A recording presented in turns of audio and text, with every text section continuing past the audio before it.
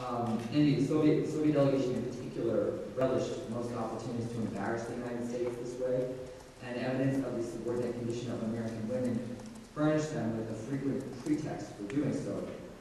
Eleanor Roosevelt has a really interesting anecdote in her memoirs about this, where she writes that the Soviet delegates could be very thorough in seeking out American weaknesses or in distorting the picture of our country by citing some isolated fact to support their propaganda.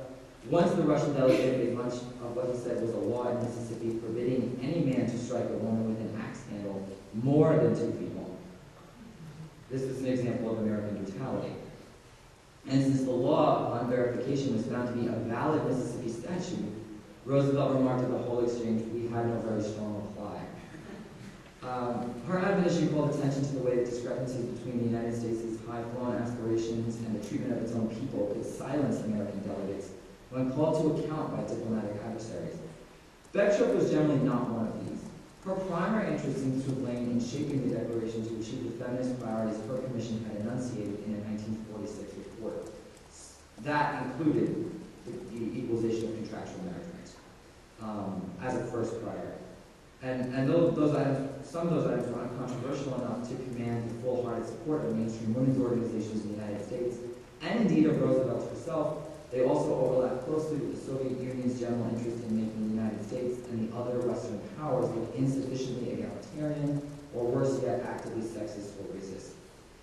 In this regard, Beckstrup found in the Soviet Union a useful ally to press her campaign for civil marriage equality in the form of the Human Rights Commission, an ally that had significant diplomatic clout, a pocket full of voting delegates that were securely under its thumb, and one that was rhetorically, at least, as committed to the cause of civil marriage equality as she was.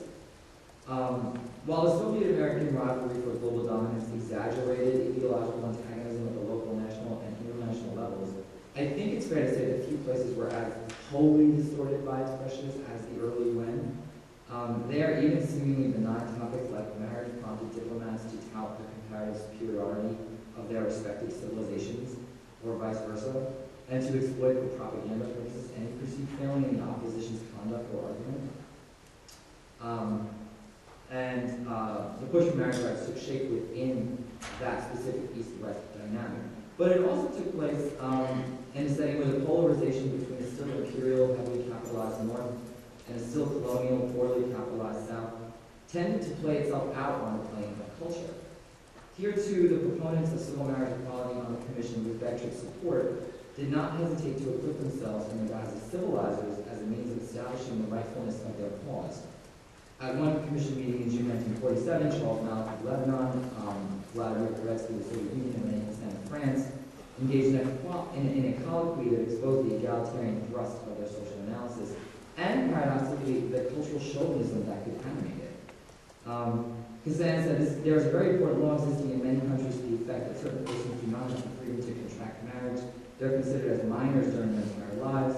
They're obliged to either accept the spouse who's imposed upon them, or else when they wish to marry, they must always ask for the consent of the chief of the tribe, of the clan, or the family. For the last quarter century, there's been a great social movement to defend the liberty of the person wishing to marry, male or female. Isn't that interesting for today?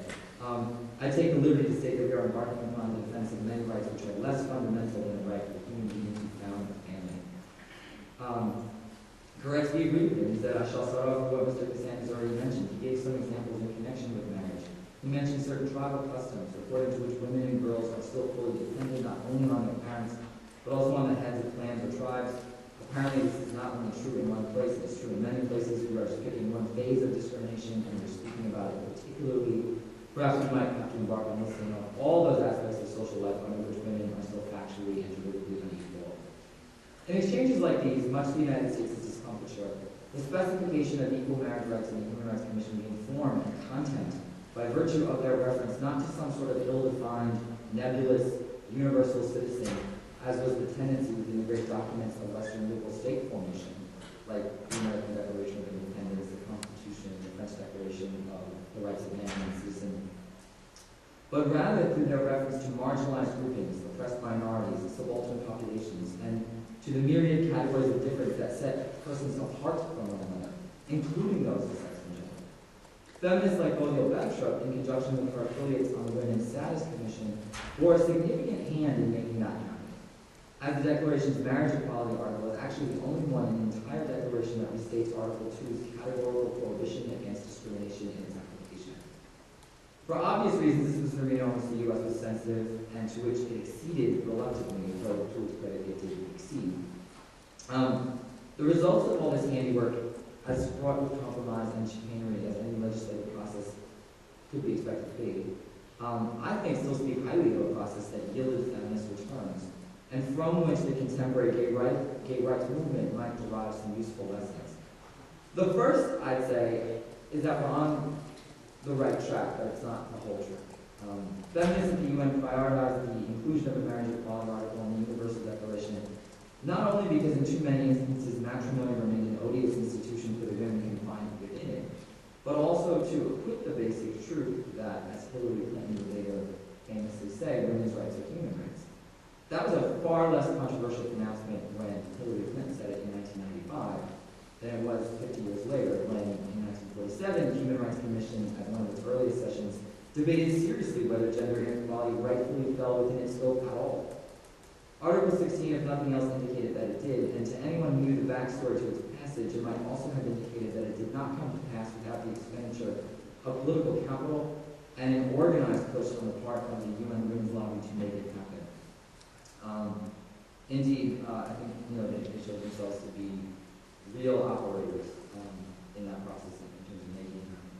Marriage, in this instance, emerged as the vehicle through which the mantle of human rights were claimed for women in their capacity as a subordinate class, and I think the same is true of the gay rights